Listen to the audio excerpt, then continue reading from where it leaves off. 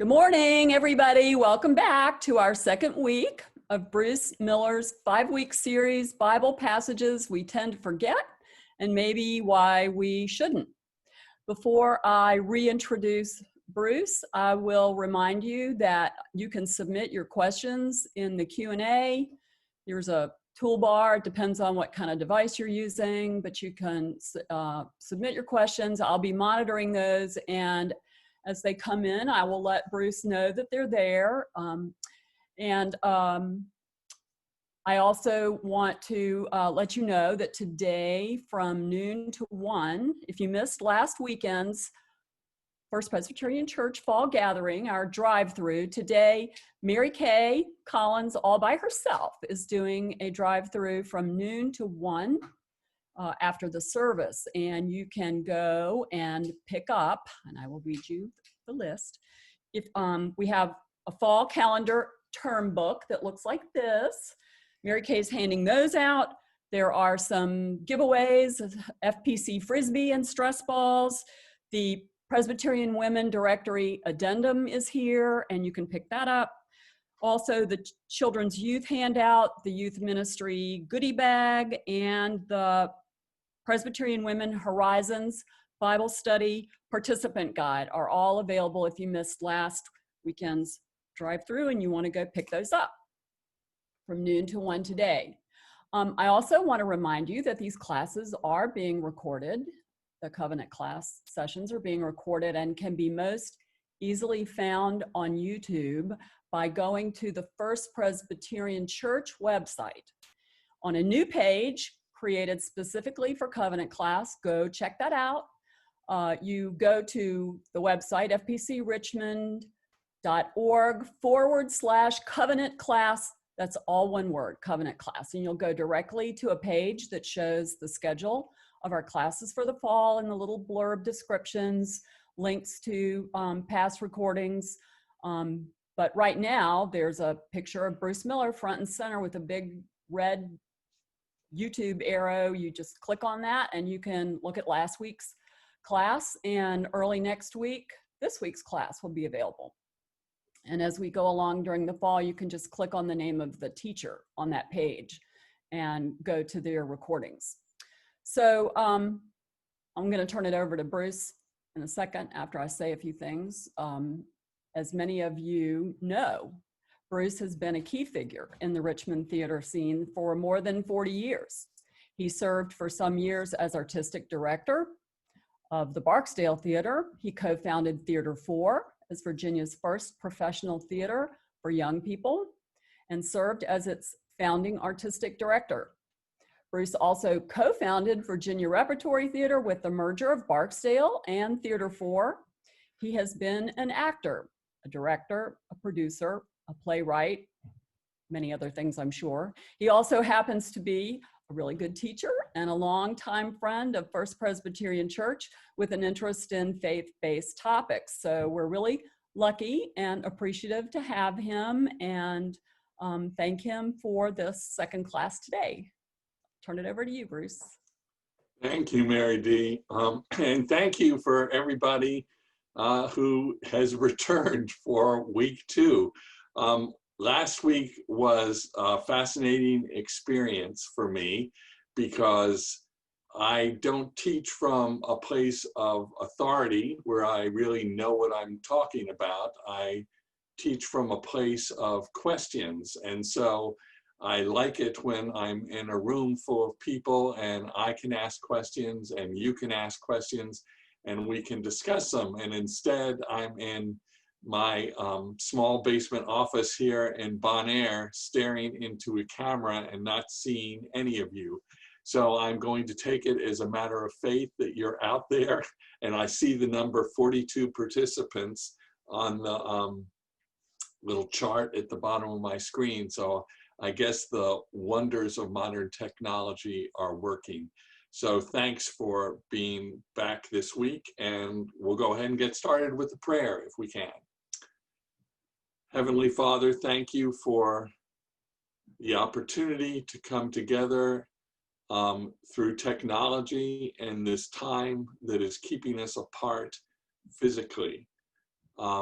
be in our hearts, be in our minds, and help us to discern your will as we talk and consider today. In Jesus' name we pray, amen. So we are talking about, during the next 5 weeks, or the next 4 now, Bible stories that we frequently tend to overlook and why maybe we shouldn't. We're talking about troubling passages that some of which I discovered a few years ago when, along with our entire congregation at Bon Air Presbyterian, we engaged in a, let's read the whole Bible together program. And it lasted for about 8 months. And we read everything. And one of the things that struck me in the first half of that process was how much violence there was in the Old Testament. Not that it came as a surprise, but when you read all of it, you were struck by the fact that there are 160 places in the Old Testament where God goes on a killing spree. And from the perspective of the New Testament, it is hard to imagine what the Old Testament is trying to tell us in those places. And so we looked at one of those last week, and I'm going to try and bring up my PowerPoint again to see if I can make this happen.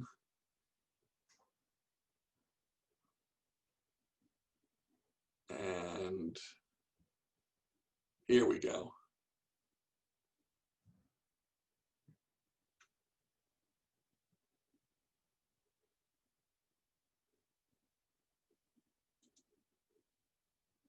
Well,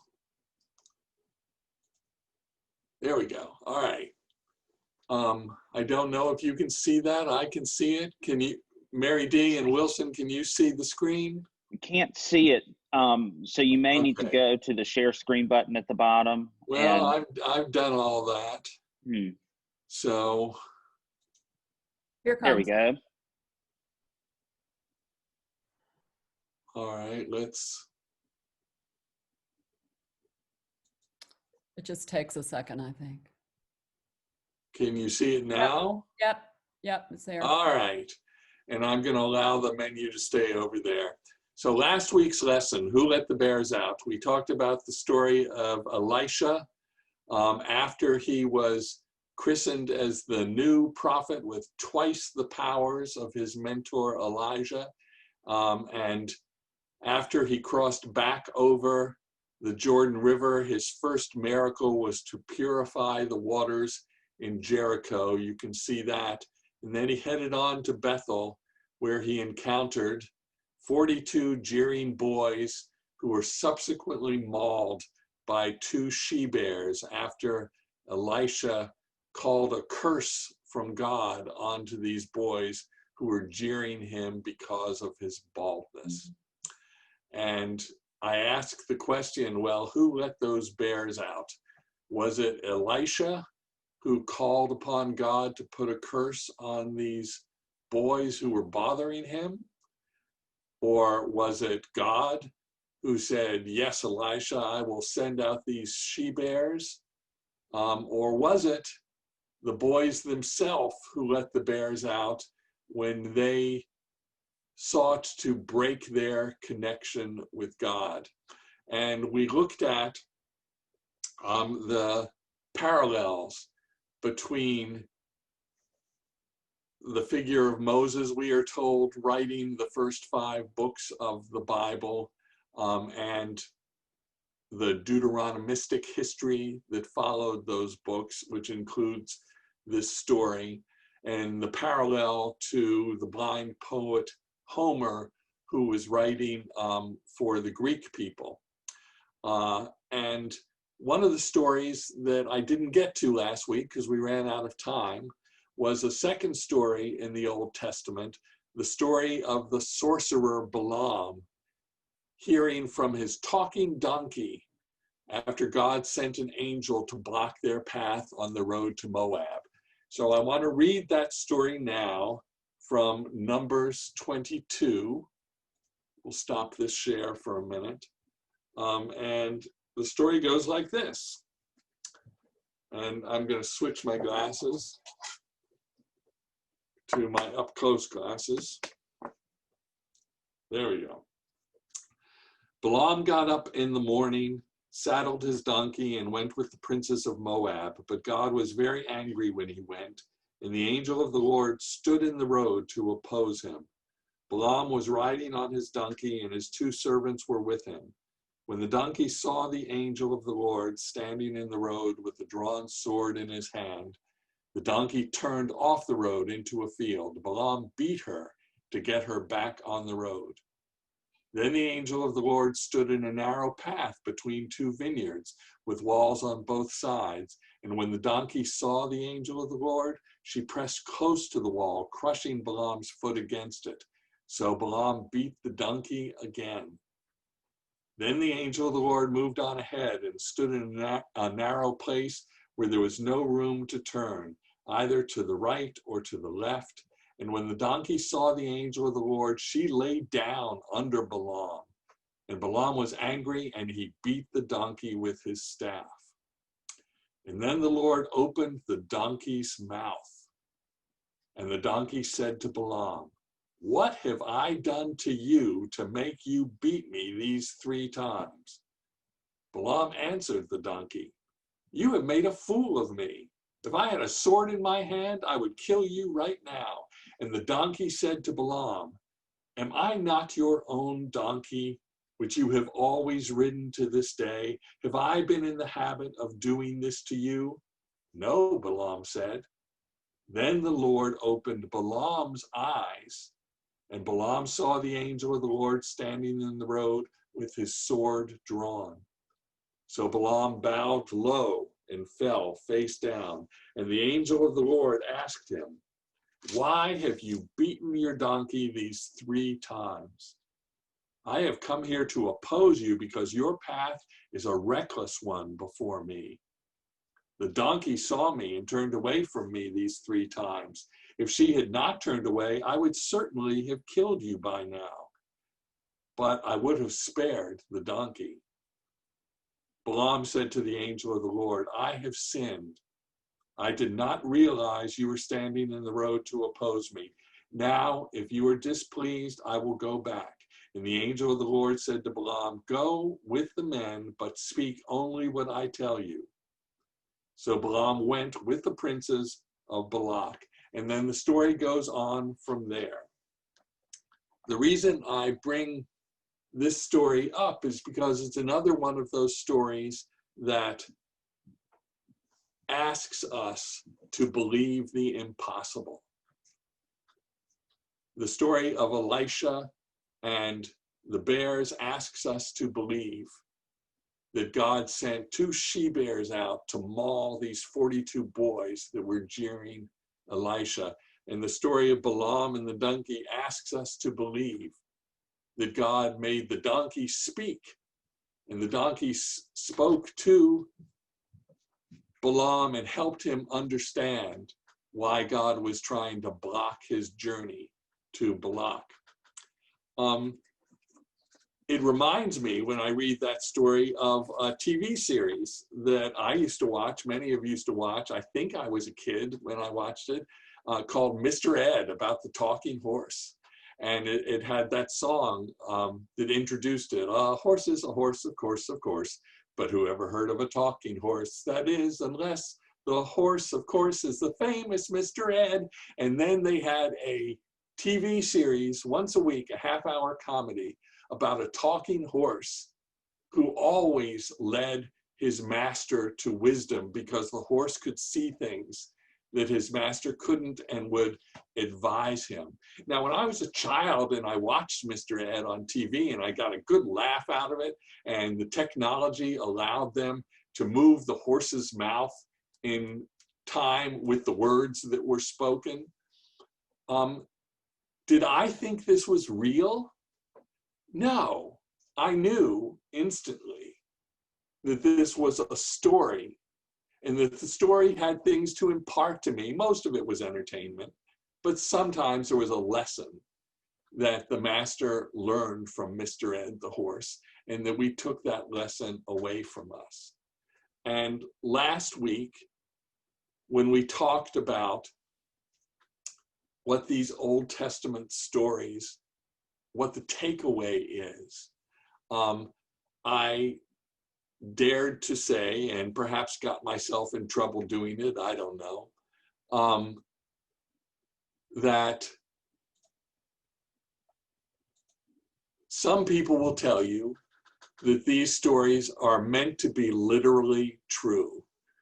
But many contemporary scholars assert that the stories of mauling bears and talking donkeys and man-swallowing whales fit the literary definition of fables, myths, or tales of wonder. Stories told by men to reveal spiritual and not literal truths. When you do some research on when truth became truth as we know it today, you will start to read that our understanding of truth began with Aristotle, who was trying to help us understand what truth was, because he was living in a time when most of what we had was oral tradition, stories that were imparted year after year. I'm going to stop this. Generation after generation, century after century, stories that were told to help us understand our place in the world at that moment in time. It was a time of oral tradition. And there are scholars who will tell you, and I believe this to be true, and if you believe otherwise, that is certainly your prerogative and right. I believe that when we talk about inerrant truth of the Bible, inerrant meaning it cannot be wrong, what we are talking about was truth as it was perceived in that time before Christ, where we didn't have videos, we didn't have science, we didn't have very much of the written word. We had oral tradition of stories that were passed on to us to help us understand broader concepts that were beyond our ability to understand them literally. And this doesn't take away from the definition of truth to me. Inerrant, meaning it cannot be wrong, that word still applies, because the truth that we are meant to understand, some scholars tell us, by these first 5 books of the Bible and the Deuteronomistic history that follows, and all of these 160 killing sprees, what we are meant to understand is that when we lose track of God, bad things happen. And we are meant to understand this because the Jewish people reading these books in the 6th century BC, when we believe they were finally written down from oral tradition,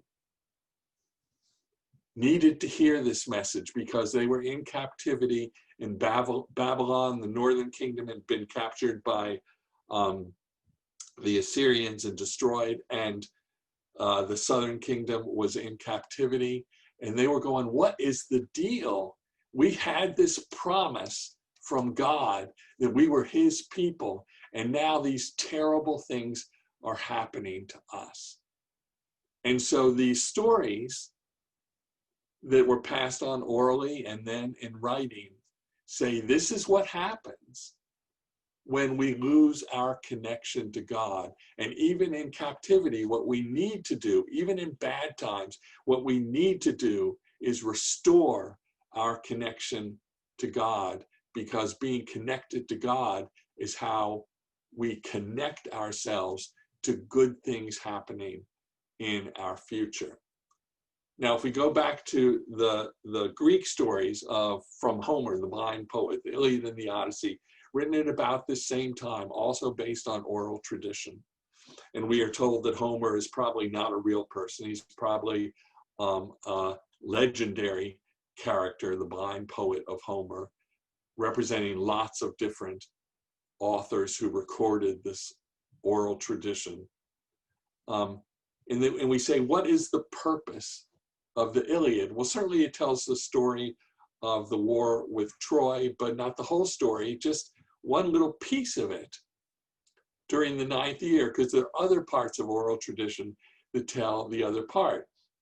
And they go, what's the purpose of this? And they say, it's the purpose of the Iliad, all is found in the end of the book, when Achilles is visited at night by his arch enemy, Priam, who comes to him and begs Achilles for the body of Priam's son, Hector.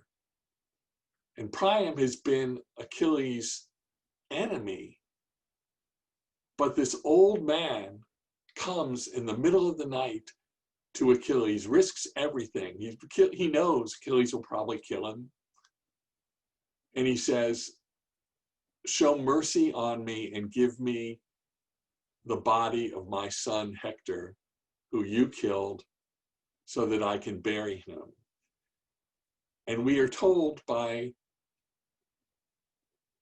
scholars who are looking at the Iliad that this is the most important chapter, because what the Iliad is really about is not the history of the battle with Troy. It is really about how war is glorified in Greek culture, and war is a tragedy in Greek culture. And now that the Greeks are triumphant and they're living not in captivity like the Jews, but they're living in prosperity and in good health, and it's the best time in their culture. We are told that the Iliad is written so that we will understand that whereas war is glorified and war is a tragedy, what we ultimately need to understand is that the ultimate victory is forgiveness. Certainly, the Iliad is not a Christian document, but if it is true that the real purpose of that book is to teach the Greek people in their time of great victory that forgiveness and reconciliation is what they need to learn, that's a fascinating parallel document to have at the same time in history that the Pentateuch, the Torah, which is the same thing, and the Deuteronomistic history that follows in the Old Testament was written and delivered to the Jewish people who were living in captivity. And that gets us to today's story. I'm talking too long on the old story here. Today's lesson, another problem verse. I call it owning our mistakes. Matthew 15:21 through 28. Leaving that place, Jesus withdrew to the region of Tyre and Sidon. I might be mispronouncing them. A Canaanite woman from that vicinity came to him, crying out, Lord, Son of David, have mercy on me. My daughter is demon-possessed and suffering terribly. Jesus did not answer a word. So his disciples came to him and they urged him, send her away, for she keeps crying out after us. So Jesus answered her, I was sent only to the lost sheep of Israel. But the woman came and knelt before him. Lord, help me, she said. And Jesus replied, it is not right to take the children's bread and toss it to the dogs. Yes, it is, Lord, she said. Even the dogs eat the crumbs that fall from their master's table. Then Jesus said to her, woman, you have great faith. Your request is granted. And her daughter was healed at that moment. Now this is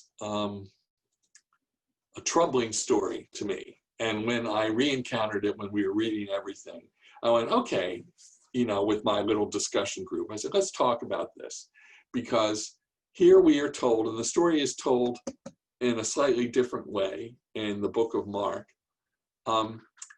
We are told that this woman in need comes to Jesus and begs him to heal his daughter. And at first, Jesus is silent, doesn't respond to her at all. And then he calls her a dog. He says, I'm not here for you. I'm here for the people of Israel.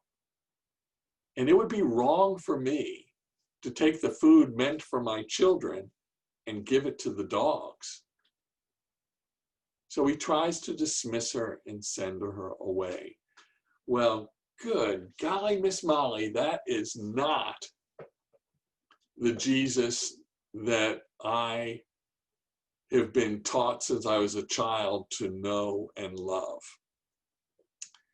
Jesus who turns to a woman in need and said, I can't help you. That would be like, you know, I'm here to help the Jewish people. And that would be like taking food from them and throwing it to the dogs. So what does this mean? Lots of things. And here again, I'm coming from a place of questions, not of authority. When I research this, every time I do a lesson, I research it for about 8 hours. And I turn towards the Oxford Bible Companion, which is back here. And I read a lot of things on Google, or on Wikipedia, I should say, that I find in Google. And I read my Bible and I say my prayers of discernment and I try and figure it out. And one thing that I discovered in looking at this story is that there is sermon after sermon, lesson after lesson, commentary after commentary from smart, progressive, wonderful theologians who will tell you, let's focus on this moment,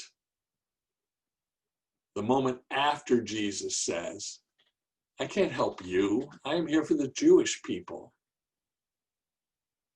Helping you would be like taking food from my children and throwing it to the dogs. And if you focus on the moment after that, when the woman says, yes, you're right, but even the dogs deserve the scraps from the table.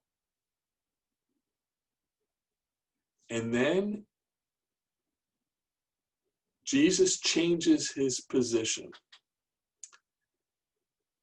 For the only place in the Bible, he says, you have great faith. And I'm told that that's the only place where he describes faith as great. Now, earlier in this same book of Matthew, Jesus has talked about, oh, ye of little faith.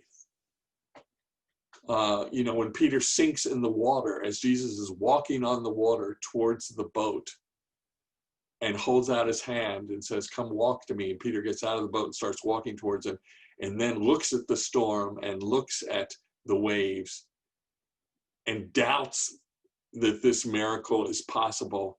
And so he starts to sink and Jesus reaches out and grabs him and he comes back up again. And Jesus says, oh, ye of little faith. And we hear earlier in the book about people of little faith, but this is the only time we are told when Jesus describes in the book of Matthew someone as having great faith. Now, these progressive theologians will tell you and tell me, and I find it very persuasive, that in that moment that we're focused on, Jesus changes his mind or makes a discovery or realizes his mistake and says, you're right. Ye of great faith, I am here for you as well. And your daughter is healed. And the woman breaks down in tears and goes home eventually, and her daughter is in fact healed. Now, there are other wonderful theologians who write the exact opposite in sermon after sermon and commentary after commentary and lesson after lesson. And they say, if you view it that way, you are saying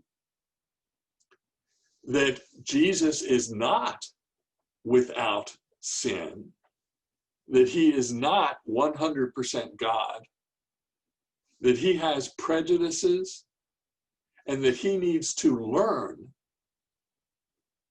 from this Canaanite woman. And that's not the Jesus we know. The Jesus we know is 100% God, 100% divine. He doesn't leave his wisdom and his knowledge when he comes down to earth to live with us.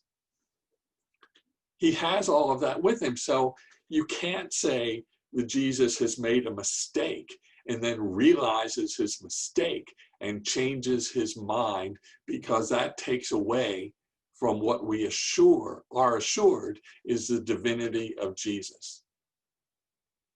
And those are the two ways to look at this passage. And I don't know which one is right, but it prompts the question of how are we to understand the difference between the Old Testament God of carnage and the New Testament God of inclusion and access and welcome and forgiveness.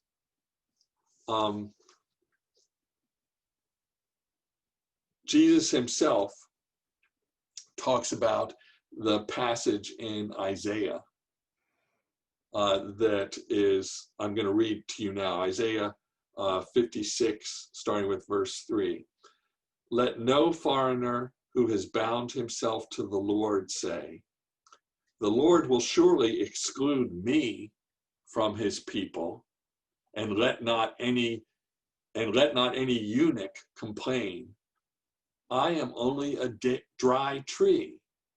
For this is what the Lord says, to the eunuchs who keep my Sabbaths, who choose what pleases me and hold fast to my covenant, to them I will give within my temple and its walls a memorial and a name better than sons and daughters. I will give them an everlasting name that will not be cut off. And foreigners who bind themselves to the Lord to serve him, to love the name of the Lord and to worship him, all who keep the Sabbath without desecrating it and who hold fast to my covenant, these I will bring to my holy mountain and give them joy in my house of prayer.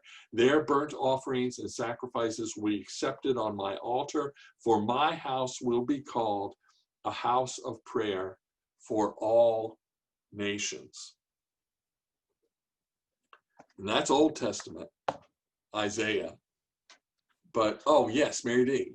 I've got a question when you want to take it. I'm ready. Okay, you mentioned that the Iliad and the Pentateuch are based on oral tradition. Is there a date or time period when history moved from oral to written? Is it with the printing press or earlier? Oh, a whole lot earlier than the printing press. The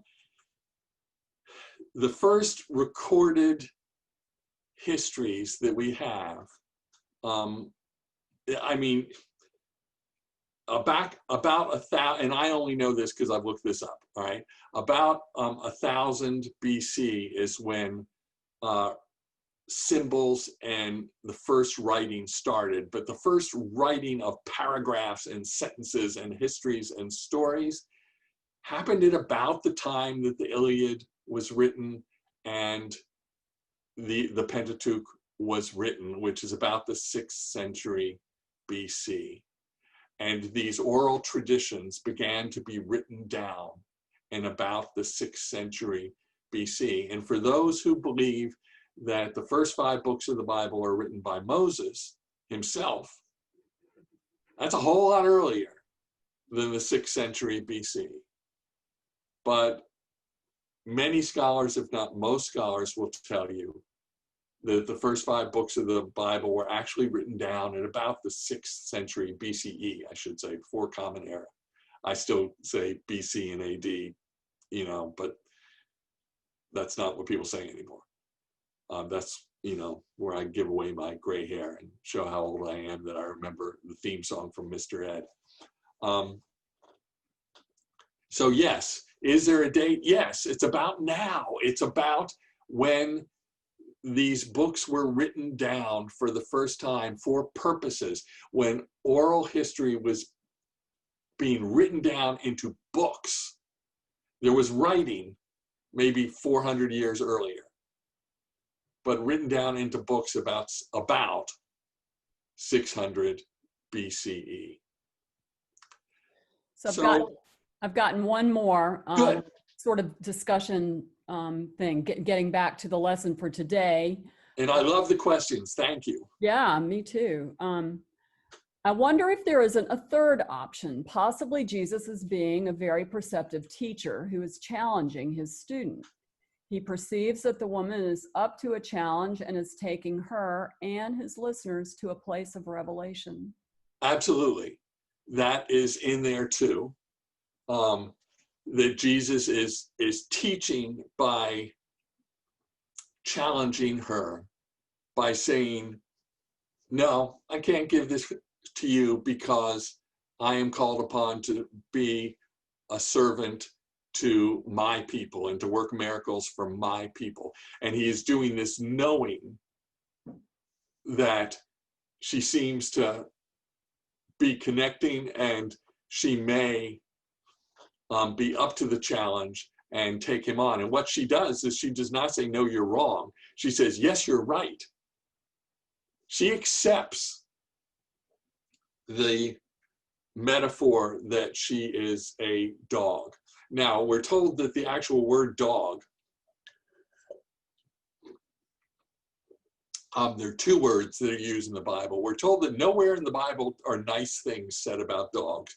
All of we dog lovers out there, don't go to the Bible for nice stories about dogs. The Bible doesn't say good things about dogs, but there are 2 words that are used. One is a word for what most dogs at that time were, which is street dogs, curs. And the other word, and I don't know the words in Aramaic or Greek or whatever they are.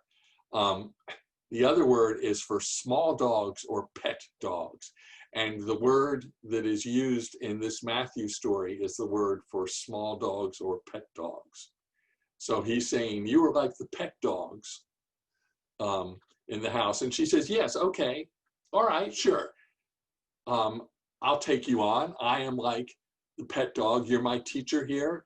Yes, I will agree with that. But even the pet dogs have to be fed. And that's why I'm asking for this miracle for my daughter. So yes, that third option, absolutely.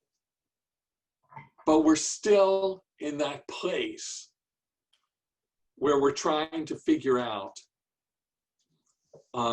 exactly what the takeaway is here. If you look earlier in the book of Matthew, just a couple chapters earlier, Jesus is preaching in Nazareth. Oh, I'm going to run out of time again. Jesus is preaching in Nazareth, and they reject him. They go, wait a minute. Yeah, you sound like you're smart. You sound like you know what you're talking about. But aren't you Mary and Joseph's kid? Don't we know your brothers? And aren't your sisters in the room with us right now? And they cast him out. And Jesus says, you know, a prophet is accepted by everybody but the people in his hometown, you know. And then John the Baptist is beheaded in the next chapter. And John's disciples go for the body, bury the body, and then immediately come to Jesus and go, you better be on the lookout because this just happened to John the Baptist. Then immediately after that, Jesus tries to get away because he's so upset by what just happened to John the Baptist, with 5,000 people crowd around him. And so Jesus feeds the 5,000, and he says, and he fed the 5,000, which were the men, and there were also some women and children there. But in the 5,000, he doesn't even include, the writer doesn't even include the women and children. They're sort of after the fact. Then immediately after that, Jesus is still trying to get away, but the storm comes and the disciples are out in the boat, and Jesus walks on water to come to them, but they won't meet him halfway. They have too little faith. They start to sink under. Then Jesus has a scuffle with the Pharisees where they argue about what's clean and what's unclean. And these are all, just one page in the Bible before this story. And the Pharisees say, how come your disciples aren't washing their hands before they're feeding all these people? And Jesus says, clean and unclean isn't that Old Testament stuff that you're talking about. Clean and unclean is what we feel in our hearts, the words that come out of our mouths. He defends his disciple for breaking parts of the law of Moses because what they're trying to do is help the world. And then after this scuffle with the Pharisees, it says, Jesus retreats to Tyre and Sidon. Well, what it doesn't say is that that's a 50-mile journey over mountains. Jesus finally has had one bad thing after another, and he's got to get away. So he goes to get away over a 50-mile on-foot retreat over mountains to a Mediterranean resort community. He's going to Ocracoke. He's going for some quiet time. And on the journey, on the path, the woman comes running up to him and says, don't forget about me. You're out of your own country now. I'm a Canaanite woman. We're the people the Jews don't like. Jews always refer to us as dogs. But don't forget about me. And Jesus ignores her. And then the disciples say to chastise her, and Jesus does chastise her. And then she asks one more time, and there's that moment where something changes, whether it's Jesus sensing that she's up to the challenge and they debate back and forth until they come to a resolution, or whether it's Jesus going, wait a minute, I misspoke. And if he is fully human as well as fully divine, who amongst us has not had opportunities and examples of misspeaking? That is what makes us human. However you look at it, Jesus stops in that moment and takes his ministry and the world in a different direction. Now, I call this lesson of, and when I call them lessons, they're not lessons. I'm not in a place to give a lesson to you. I'm in a place to give a lesson to myself. And the reason I love teaching Sunday school is it makes me stop everything I'm doing and research something for 8 hours and maybe learn something from it, even if it's just a different set of questions. And what I'm learning, a word at a time. Okay, what I'm learning is that all of us, being fully human, have the opportunity and will make mistakes. We will misspeak. We will not fully understand the takeaways from the Bible, and maybe we'll fall back on some Old Testament lessons, which Jesus is saying, don't listen to those. Follow me into the New Testament, where everyone is welcome into my house of prayer. One of the things I love is from last week in the book of Chronicles, the biggest battle where Jesus killed people not Jesus, excuse me, where God smited people, were 1,000 Ethiopians. The biggest massacre in the Bible that the Bible says is caused by God. And in the New Testament, when God calls on Philip to baptize the first Gentile, it is the Ethiopian eunuch. The New Testament takes us to a new place. And one of the reasons this troubling story in Matthew has wound up being one of my favorite Bible stories is because this is the place where Jesus says, stop what you're doing, think again, and let's follow a new path. And we'll take this up more next week, but I'm at the end of my time. In fact, I'm 1 minute past it. So I'll turn it back over to you folks. And thank you, everybody, for being here. See you next week. Thank you. And great questions. I'm glad we got some this week. And check out the New Covenant class web page and check out Mary Kay's drive-through at noon, and we'll see everybody in the service, hopefully. And we'll see you again next week, Bruce. Is there anything you want to add, Wilson? Nope, that's all from here. Have a great week, everybody. Thanks.